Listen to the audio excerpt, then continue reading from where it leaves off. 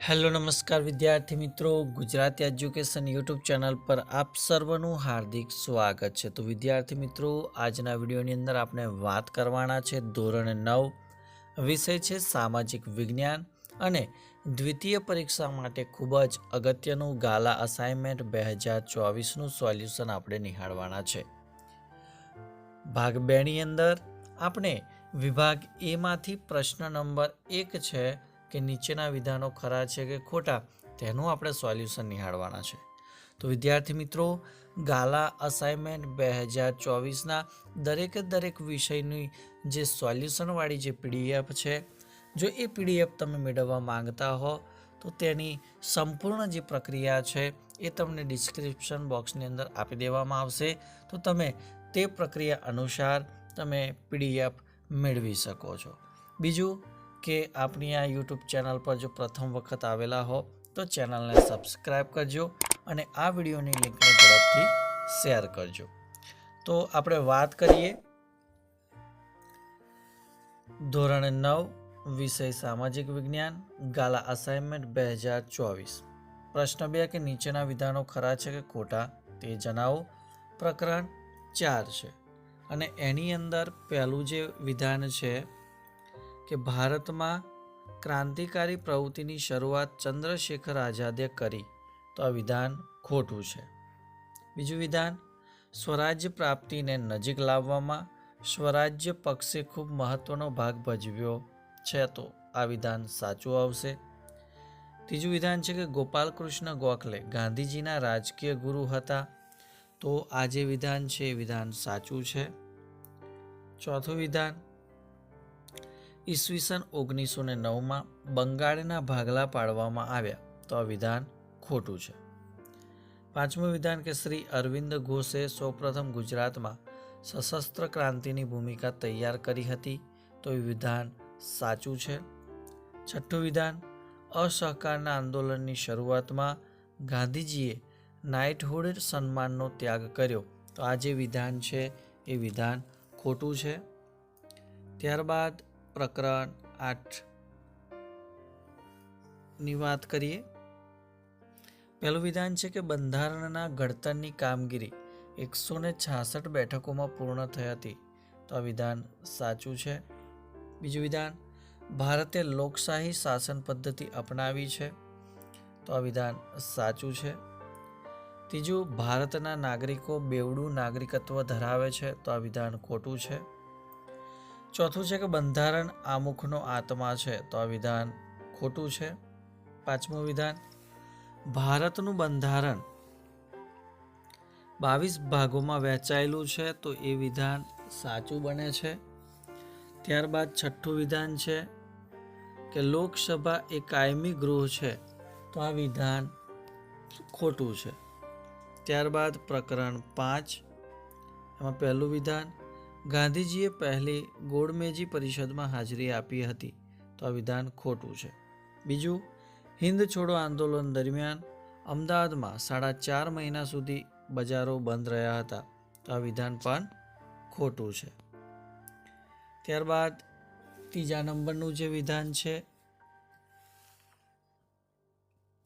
કે સુભાષચંદ્ર બોઝે કોંગ્રેસ છોડીને forward block નામના નવા રાજકીય પક્ષની સ્થાપના કરી, તો આ વિધાન સાચું છે। ચોથું વિધાન કે સાયમન કમિશન 5 સભ્યોનું બનેલું હતું, તો આ વિધાન ખોટું છે। પાંચમું વિધાન, મહાદેવભાઈ દેસાઈએ ગાંધીજીની દાઢી કૂચને મહાભિનિષ્ક્રમણ સાથે સરખાવી છે, તો આ વિધાન સાચું છે। છઠ્ઠું, હિન્દુસ્તાનના વિભાજન સમયે વાઇસરોય તરીકે વેવેલ હતા, તો આ વિધાન ખોટું છે। ત્યારબાદ પ્રકરણ 6 ની અંદર આપેલા વિધાનોની ચર્ચા કરીએ। તો એમાં પહેલું વિધાન છે કે દ્વિતીય વિશ્વયુદ્ધમાં બ્રિટન અને ફ્રાન્સનો પરાજય થયો, તો આ વિધાન ખોટું છે। બીજું વિધાન, સોવિયત યુનિયને એપ્રિલ 1948માં બર્લિનની નાકાબંધી કરી હતી, તો વિધાન સાચું છે।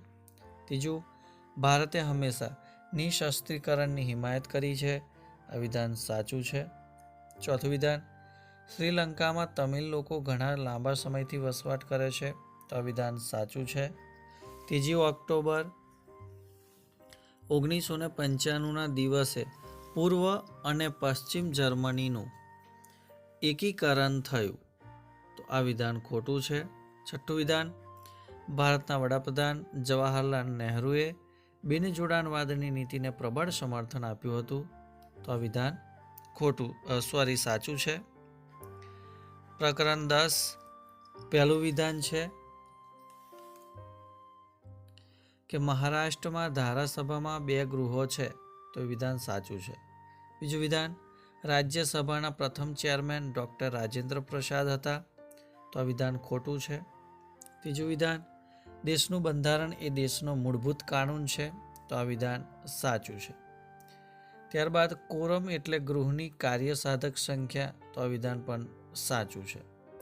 પાંચમું વિધાન, રાજ્યપાલની નિમણૂક મુખ્યમંત્રી દ્વારા કરવામાં આવે છે, તો આ વિધાન ખોટું છે.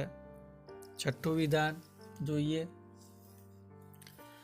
તો રાષ્ટ્રપ્રમુખ રાષ્ટ્રીય કટોકટીમાં લોકસભાની મુદત 2 વર્ષ સુધી લંબાવી શકે છે, તો એ વિધાન ખોટું છે. ત્યારબાદ પ્રકરણ 11ની અંદર પહેલું વિધાન આપણે જોઈએ તો જિલ્લા ન્યાયાધીશની નિમણૂક રાષ્ટ્રપતિ કરે છે, તો આ વિધાન ખોટું છે. બીજું વિધાન, દરેક રાજ્યમાં 2 કે 3 વડી અદાલતો હોય છે, તો આ વિધાન ખોટું છે. ત્રીજું વિધાન, લોક અદાલતોના ચુકાદાઓને કાનૂની પીઠબળ પૂરું પાડવામાં આવ્યું છે, તો આ વિધાન સાચું છે. ચોથું છે કે લોક અદાલતોની રચનાથી ન્યાય સસ્તો બન્યો છે, તો આ વિધાન પણ સાચું છે. પાંચમું, ભારતના ન્યાયતંત્રમાં તેના સૌથી ટોચના સ્થાને વડી અદાલત છે, તો આ વિધાન ખોટું છે. ભારતમાં ન્યાયતંત્ર સ્વતંત્ર નથી, તો આ વિધાન ખોટું છે. ત્યારબાદ વાત કરીએ પ્રકરણ 16. એમાં પહેલું વિધાન કે દક્ષિણ ભારત માટે માર્ચ મહિનો સૌથી ગરમ હોય છે, તો વિધાન સાચું છે. મુંબઈની આબોહવા સમ છે કારણ કે તે દરિયા કિનારે છે, તો આ વિધાન પણ સાચું છે. ત્રીજું વિધાન, હવામાન એ વાતાવરણની લાંબા સમયગાળાની સરેરાશ પરિસ્થિતિ છે, આ વિધાન ખોટું છે. ચોથું, ભારતના હવામાન ખાતાની મુખ્ય કચેરી દિબ્રુગઢ શહેરમાં આવેલી છે, આ વિધાન પણ ખોટું છે. પાંચમું વિધાન, ભારત માટે વર્ષા ઋતુ મહત્વની ગણાય છે, તો આ વિધાન સાચું છે. છઠ્ઠું વિધાન, 2 અક્ષાંશ વૃત્તો વચ્ચે આશરે 111 કિમી જેટલું અંતર હોય છે, તો એ વિધાન સાચું છે. ત્યારબાદ પ્રકરણ 17ની અંદર પહેલું વિધાન, ભારતમાં 23% વિસ્તારોમાં જંગલો છે, તો એ વિધાન જે છે એ સાચું છે. બીજું વિધાન, વિશ્વ વન દિવસ 4 નવેમ્બરે ઉજવાય છે, તો એ વિધાન ખોટું છે. ત્રીજું વિધાન, ચંદન ખરાઉ જંગલનું વૃક્ષ છે, તો એ વિધાન સાચું છે. ચોથું વિધાન જોઈએ તો ટીમરૂ વૃક્ષના પાનમાંથી બીડી બનાવવામાં આવે છે, તો આ વિધાન સાચું છે. પાંચમું વિધાન, ચીડના રસમાંથી કાથો બને છે, તો આ વિધાન ખોટું છે. છઠ્ઠું, મેહોગની મોસમી પ્રકારના જંગલોનું વૃક્ષ છે, તો આ વિધાન પણ ખોટું છે. ત્યારબાદ પ્રકરણ 18 છે. એમાં પહેલું વિધાન કે સુરખાબ ગુજરાતનું રાજ્ય પક્ષી છે, તો વિધાન સાચું છે. બીજું વિધાન, ભારતમાં કુલ 8 પ્રાણી ભૌગોલિક પ્રદેશો છે, તો આ વિધાન ખોટું છે. ત્રીજું, ભારતમાં કસ્તુરી મૃગ જમ્મુ કાશ્મીરમાં જોવા મળે છે, તો આ વિધાન સાચું છે. પોરબંદર પક્ષી અભયારણ્ય ગુજરાતનું સૌથી ઓછો વિસ્તાર ધરાવતું અભયારણ્ય છે, તો એ વિધાન સાચું છે. તો વિદ્યાર્થી મિત્રો, આ હતું ધોરણ 9 વિષય સામાજિક વિજ્ઞાનની અંદર ગાલા અસાઇનમેન્ટ 2024માંથી ભાગ 2, જેની અંદર ખરા ખોટા કરો તો તેનું સંપૂર્ણ સોલ્યુશન તમને આ વિડીયોની અંદર આપી દીધેલું છે. તો ચોક્કસથી વિડીયો ગમ્યો હશે તો વિડીયોને લાઇક કરજો, આ વિડીયોની લિંકને તમારા અન્ય મિત્રો સુધી ઝડપથી શેર કરજો અને ચેનલ પર જો પ્રથમ વખત આવેલ હોય તો ચેનલને સબસ્ક્રાઇબ કરી બાજુમાં આપેલ બેલને પ્રેસ કરી દેજો, જેથી આવનાર દરેક વિષયના ગાલા અસાઇનમેન્ટના સોલ્યુશનવાળા જે વિડીયો છે તેની નોટિફિકેશન સૌપ્રથમ તમારા સુધી પહોંચતી રહે. તો બીજા ભાગની અંદર આપણે કોઈક નવા પ્રશ્નોના સોલ્યુશન સાથે મળીશું. ત્યાં સુધી જય હિન્દ, જય ભારત.